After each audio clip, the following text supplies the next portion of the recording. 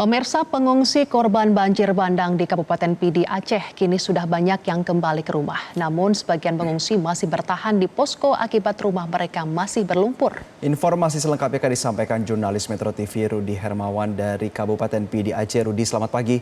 Seperti apa kondisi pengungsi di Pidi saat ini? Bisa Anda ceritakan situasi terkini juga di sana? Ya, Jose dan Fatma, bahwa kondisi pengungsi yang ada di Kabupaten Pidi saat ini memang sudah ramai-ramai meninggalkan posko pengungsian.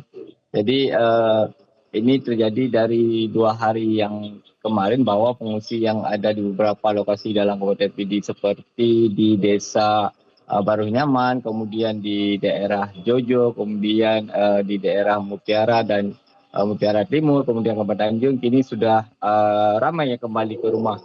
Mengingat setelah 2 pekan lebih mereka tinggal di posko pengungsian dan kondisi saat ini rumah-rumah masyarakat pada umumnya sudah bisa ditempati kembali karena tidak berbanyak lumpur dan kemudian rumah-rumah warga di daerah Kabupaten Pidi juga tidak berdampak parah kerusakannya. Ini membuat masyarakat cepat pulih kemudian kembali ke rumah untuk membersihkan sisa-sisa lumpur yang tergenang di rumah mereka. Namun meski demikian ada sebagian, bahkan bisa dikatakan sekitar 30% lagi masyarakat yang masih bertahan di posko pengungsian. Mengingat rumah-rumah mereka ini memang sedikit parah dibandingkan warga yang lain yang sudah bisa beraktivitas di rumah. Kondisi mereka yang tinggal di posko pengungsian ini memang cukup memprihatinkan ya, terutama untuk anak-anak sendiri yang sudah 2 pekan lebih menghadapi dengan cuaca dingin dan sebagainya, sehingga ada yang mengalami demam, kemudian diperparah dengan kondisi kalau di tengah terik matahari banyaknya debu sehingga terjadi infeksi pernafasan. Kondisi masyarakat memang sudah melakukan untuk upaya pengobatan secara mandiri di rumah sakit ataupun puskesmas terdekat. Karena tidak ada penempatan khusus perawat maupun tenaga medis di wilayah terdampak banjir di Kecamatan Mutiara maupun Kecamatan Mutiara Timur dan Kabupaten Tanjung. Berbeda dengan lokasi yang di daerah terpencil, yaitu di daerah Kecamatan Tangsi, Blang Pandak. Artinya di sana memang kalau pengungsi masih bertahan di posko pengungsian dikarenakan di daerah tersebutlah lokasi yang terparah di Kabupaten Pidi, di mana telah terjadi sekitar 7 rumah warga hilang total disapu air bandang pada terjadi 24 November kemarin. Fatma. Kemudian Rudi, bagaimana dengan logistik mereka ketika mereka sudah tidak lagi di pengungsian lalu kembali ke rumah-rumah warga? Apakah pendistribusian logistik masih tetap berjalan di sana, Rudi? Ya, Fatma, memang informasi yang terbaru bahwa sebelumnya ada 4 lokasi khusus yang difokuskan untuk penanganan pengungsi dibentuk dengan dapur umum yang didukung oleh Kementerian Sosial. Namun informasi yang kita dapat kemarin bahwa 3 lokasi untuk dapur umum yang didukung dengan logistik dari Kementerian Sosial itu kini sudah dihentikan. Itu seiring dengan berakhirnya kemarin pasca penanganan darurat selama 2 pekan.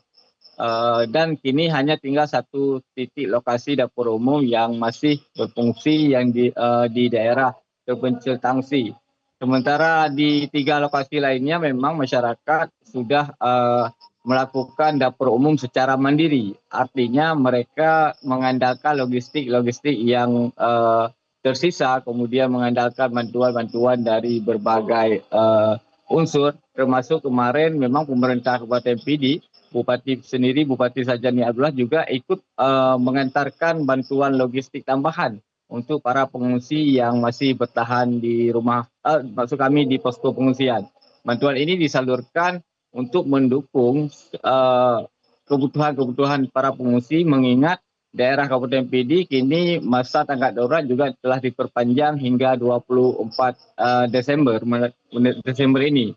Dan di sisi lain juga untuk masa pemulihan ini, pemerintah daerah juga telah melakukan pendataan secara mendalam untuk memverifikasi baik terkait sarana maupun prasarana yang rusak di Kabupaten Pidi. Informasi yang kita dapat juga dalam 2 hari ini bahwa pemerintah Kabupaten PD akan mengerahkan aparatur sipil negara untuk melakukan kegiatan sosial, membersihkan fasilitas umum, terutama juga rumah-rumah warga yang tidak mampu untuk membiayai pembersihan, sehingga dibantu oleh para ASN yang akan dikerahkan. Fokusnya yang pertama untuk Kecamatan Mutiara, kemudian Kecamatan Mutiara Timur, dan Kecamatan Kembang Tanjung. 3 lokasi ini dikerahkan dalam 2 hari, Sabtu dan Minggu ini, untuk betul-betul melakukan masa-masa pemulihan ini agar masyarakat yang terdampak banjir ini bisa terbantu. Dan mengingat malam kemarin juga terjadi hujan parah di Kabupaten PD, sehingga ada sebagian rumah warga kembali meluap dengan ketinggian air sekitar 10 cm. Hal ini juga berdampak kembali pada masyarakat akan traumanya yang lebih mendalam, dan sebagian yang sudah membersihkan rumah itu telah terjadi lumpur susulan. Sehingga ini butuh kerja keras tim relawan maupun tim dari ASN yang akan dikerahkan nanti bisa membantu masyarakat untuk dibersihkan lumpur-lumpur tersebut. Fatma. Baik, terima kasih jurnalis Metro TV Rudi Hermawan atas laporan Anda dan selamat kembali bertugas. Jelajahi cara baru mendapatkan informasi. Download Metro TV Extend sekarang.